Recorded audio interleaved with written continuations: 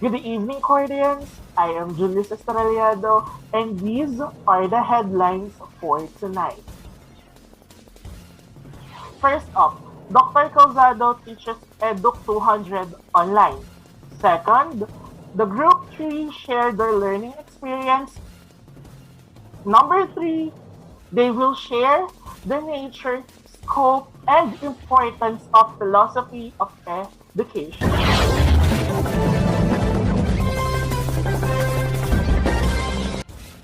Now, for the first headline, Dr. Calzado teaches Educ 200 online. For the details, nagpapatrol Robin M. Radula. Thank you, Julius. I am here in front of Sacred Heart College, Lucena. And according to the latest news, Dr. Luz Biminda Calzado will be the professor of the subject Foundation and Philosophy of Education. And I heard from her student that they are excited to learn more about this subject. I am Robin Emradura, patrol ng Pilipino. Thank you, Robin. Meanwhile, the students of Dr. Calzado shared their experience from the previous lesson. For that details, nagpapatrol Limuel Gabo. Students share their learning experience of the previous lesson. Here is Ma'am DC Gloria to share her learning experiences about philosophy and foundation of education. Here is the quote of Ma'am Daisy Gloria. Last meeting, we determined the driving purpose of education and the manner of thinking from which those goals are created.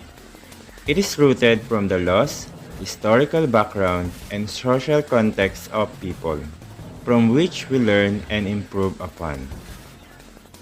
This is Edlimuel C. Gabo, patrol ng Pilipino. Thank you, Limuel.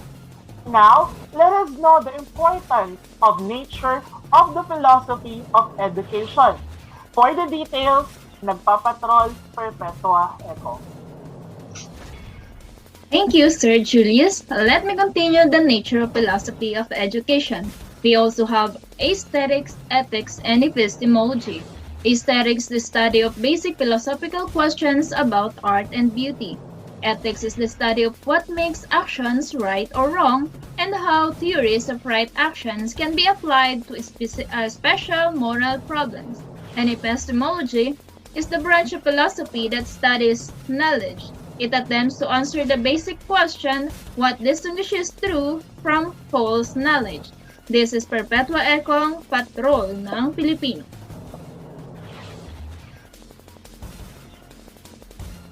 Thank you, Perpetua.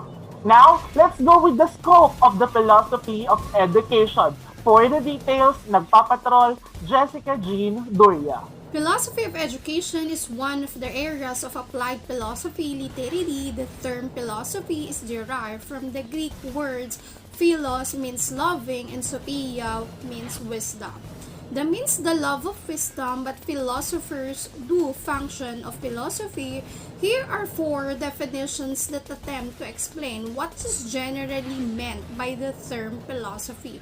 Like a teacher creates his or her philosophy by examining his beliefs in a variety of categories, like what teacher's role should be, what student's role should be, and what should be taught. When the teacher has thoroughly examined his or her educational views, they have generated their educational philosophy. There are three branches of philosophy, namely metaphysics, epistemology, and axiology. Physics is a branch of philosophy that investigates the principles of reality transcending those in any particular science. It is concerned with explaining the fundamental nature of being in the world. It is the study of the nature of things. Metaphysics can be defined as the attempt to comprehend the basic characteristics of life. It is inclusive fact so basic that is all-inclusive whether something is observable or not. It answers the question of what things must be like in order to exist and how to differentiate from things that seem real but are not. A common thought is that reality as what we can detect from our five senses. This type of philosophy is called empiricism, which is the idea that all knowledge comes from our senses. An empiricist must therefore believe of what we can see, touch, smell, taste, and heard must be real, and that if we cannot in fact see, touch, taste, smell, or heard of something, it is definitely not real. However, metaphysicians ask what kinds of things exist and what they are like. The reason about such things as whether or not people have free will, in what sense of abstract objects can be said to exist, and how it is that brains are able to generate minds. Axiology, the branch of philosophical inquiry that explores, or also called as a theory of value, the philosophical study of the goodness or value in the widest sense of terms. In addition, the area of philosophy that specifically deals with the problem of value refers to well-founded standards of right and wrong that prescribes what humans ought to do, usually in terms of rights, obligations, benefits to society, fairness, or specific virtues. It seeks to realize the question like, what is value? What are the important values which to be desired in livings? Are these values rooted in reality? And how can this value be realized in our daily experiences?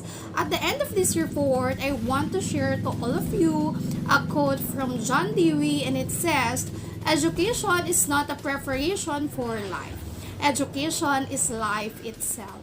This is Jessica Jinduria, Patrol ng Pilipino.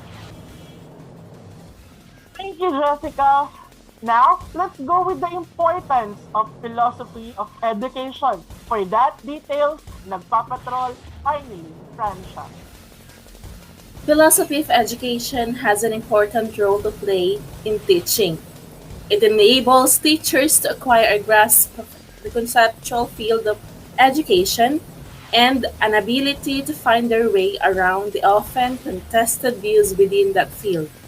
This is Arnelin Francia, Patrol ng Pilipino. Thank you, Arnelin. Now, for the behind the scenes of our group meeting, let's call Shaira Gresola. Thank you, Julius. And now, the behind the scenes of our meeting. We met via Google Meet on August 30 from 6:30 to 7:30 p.m. We brainstormed creative ways on how we can present the lesson, use Messenger for calls, delegate our tasks accordingly, and carried out our plans. I am Shaira Gisola, Patrol ng Pilipino. Thank you, Shaira. And those are the hottest news for tonight. I am Julius C. Estrellado, and this is Group 3 Patrol.